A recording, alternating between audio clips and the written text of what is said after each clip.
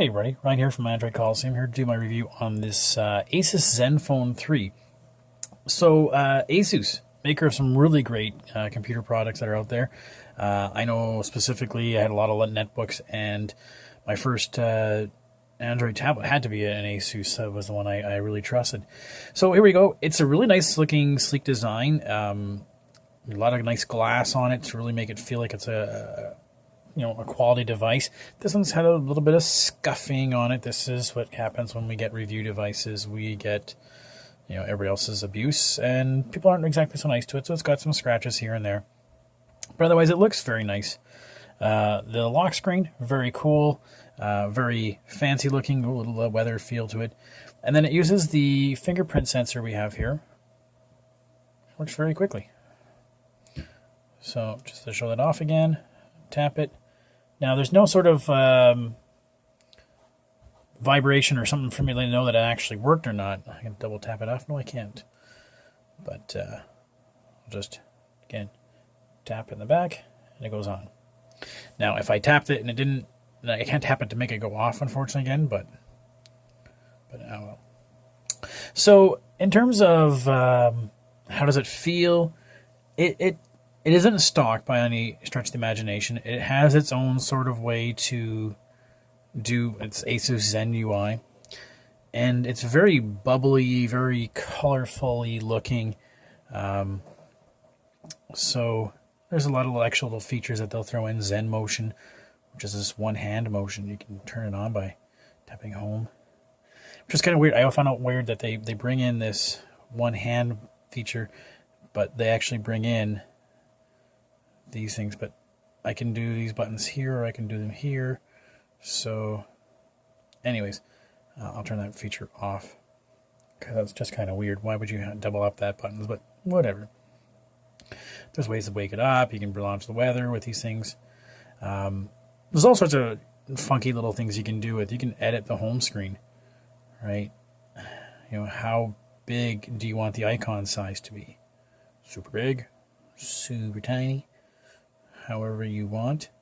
You can adjust the alignment, right? So you can play around with it all you want.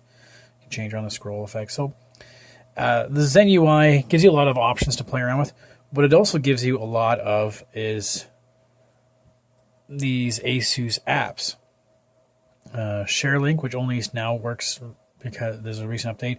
When you first get it, it updates itself to Android Nougat, which this is not applicable until just recently. There's 3 apps here: the Zenfone Care, ZenTalk Service Center, which are pretty much the exact same thing. Slightly different, obviously, but I mean, could have been done a little bit differently. Mini Movie and Photo Collage, which are photo editing or movie editing apps. A theme app we can play around with. It takes a while to load up there. A Zen Circle, which is, this is actually pretty cool. This lets you make 360 panoramas. How do I do this again? I can't remember. How did I bring this up? Let's go back a screen. And no, I don't want to take a recording. I can't remember how I did it. I'll find right now how to do that. But actually, let you do some really cool 360 sort of panoramic kind of thing. But yeah, so it has a lot of its own apps that you kind of would have to lock away. I don't know why anybody that actually would look at them and go, I need those features. But that's just me. All right, so there's some other features you can run. I mean, like a lot of those you could sort of put together. But otherwise, I mean, it handles very well. The 3,000 milliamp hour battery lasts a long time.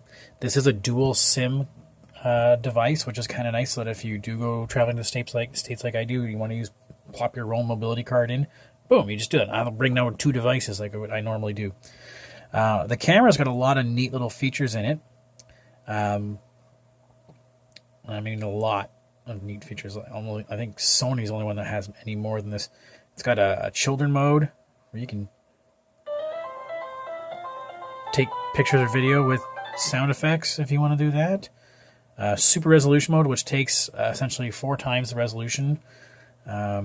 HDR Pro, a manual mode, which gives you a lot of the features to play around with, shutter mode, shutter settings, your ISO, etc. QR code readers, different effects, GIF animation, panoramic, all sorts of neat little features you can play around with it. So the shots that it can take, are pretty good.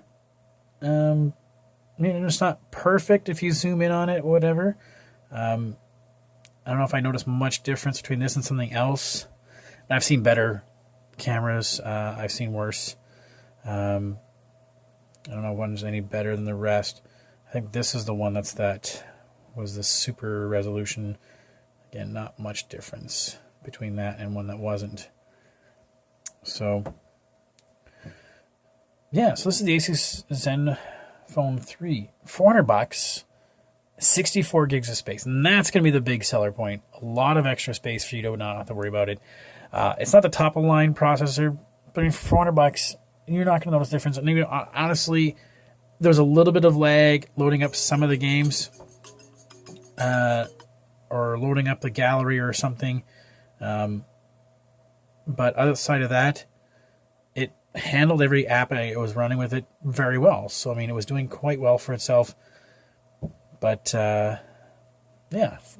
So you can buy this at like Newegg, Memory Express, etc. So you can't get it right from a carrier, but for $400, you're gonna be pretty happy with this for most things. Especially if you're looking for that choice of different than, something different than a Samsung, something different than an Apple. This is the manufacturer of your laptop or whatever, and you really want to stay with that. And I really do trust them for their quality. They've done very well for their updates lately in terms of right away. It's been getting a lot of updates. So look forward to seeing more things from Asus, and this is a good option. Okay, thanks so much.